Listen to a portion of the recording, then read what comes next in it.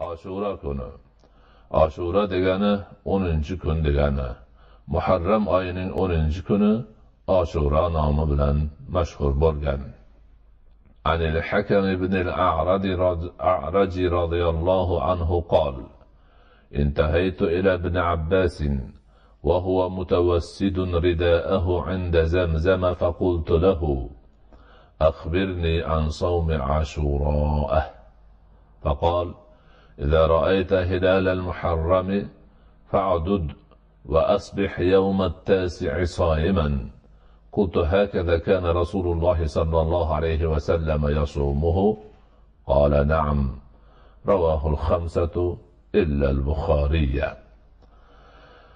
الحكم ابن الأعرج رضي الله عنه dan rivoyat qilinadi. Zamzam oldida ridosi ustida yonboshlab yotgan Ibn Abbosning huzuriga borib, menga Ashura ro'zasi haqida xabar ber, dedim. Qachon Muharramning hilolini ko'rsang, sanab bor. 9-kuni ro'za tutgan holda tong ottir, dedi u.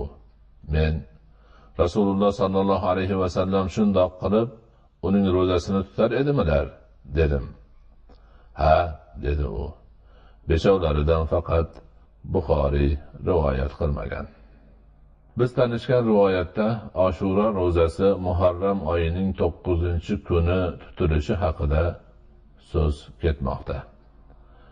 Nima uchun bundayligi haqida gap yuritishdan oldin bu masalaga oid boshqa hadislarni ham ko'rib chiqsak yaxshi bo'lar degan umiddamiz. عن ابن عباس رضي الله عنه قال: صام رسول الله صلى الله عليه وسلم يوم عاشوراء وأمر بصيامه. قالوا: يا رسول الله، إنه يوم تعظمه اليهود والنصارى. قال: فإذا كان العام المقبل إن شاء الله صمنا اليوم 9. فلم يأت العام المقبل حتى توفي رسول الله صلى الله عليه وسلم. رواه مسلم وأبو داود. ابن عباس رضي الله عنه dan rivoyat qilinadi. Rasululloh sallallohu alayhi va sallam Ashura kuni ro'zasini tutdilar va u kunning ro'zasini tutishga amr qildilar. Odamlar: ey Allohning rasuli, bu kunni Yahudi va Nasoralar ulug'laydilar deyishdi. U zot sallallohu alayhi va sallam: qachon kelasi yil bo'lsa, inshaalloh 9-kunning ro'zasini ham tutamiz, dedilar. Bas kelasi yil bo'lmasdan turib Rasululloh sallallohu alayhi va sallam vafot etdilar.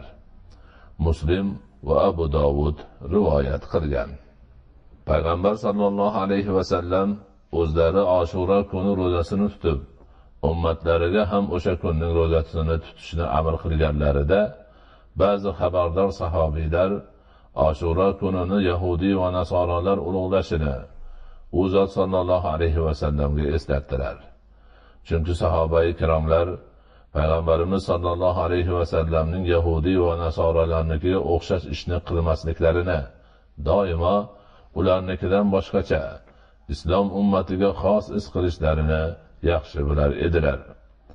U zot sallallohu alayhi va sallam doimo sahobai kiromlarni boshqa din egalariga o'xshashdan, ularga ergashishdan qaytarib kelar edilar. Rasululloh sallallohu alayhi va sallam sahobai kiromlarning Ashura kuni ro'zasi haqidagi xabarlarini bag'ri kenglik bilan qabul qilib oldilar. Uni hisobga olish bilan birga yanagi yili Yahudi va Nasoralarga o'xshab Muharram oyining faqat 10-kunini emas, balki ularga xilof qilib 9-kun ro'zasini ham tutishlarini aytdilar. Ammo o'zlari yanagi Ashura kelmasdan Rafiqul A'loga rihlat qildilar. Lekin gaplari o'z kuchida qoldi. U zotning ummatlari aytganlarini qilib, Muharram oyining 9 va 10-kunlari ro'zasini tutishga odatlandi.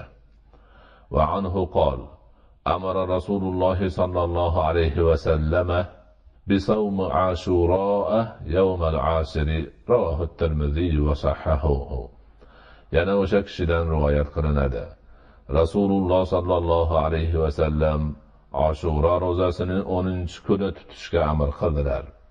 Tirmiziy rivoyat qilgan va sahih degan. Bu amr avvalgi hadisda zikr qilingan hodisalardan oldin bo'lgan. Ushbu rivoyatlardan umumiy xulosa quyidagicha: Payg'ambarimiz sollallohu alayhi va sallam Ashura ro'zasini Muharramning 10-kunida tutishga amr qilganlar, o'zlari ham tutganlar. Bu kunni Yahudi va Nasoralar ulug'lashini bilib qolganlaridan keyin 10-kunga 9-kunni ham qo'shib tutishga qaror qilganlar. Lekin o'zlari bu ishni qilmay turib vafot etdilar. Birinchi rivoyatda kelganidek, Ibn Abbos radhiyallohu anhuning Al-Hakam ibn al-A'raj radhiyallohu anhu savoliga javoban 9-kunni ro'za tutgan holingda tong ottir deganlari Muharram oyining 9 va 10-kunlari ro'zasini tutish kerak deganlari bo'ladi. Ya'ni 9-kunni, so'ng esa 10-kunni tutasan deganlari bo'ladi. Zotan Ashura 10-kun degani ekanini avval ham aytib o'tgan.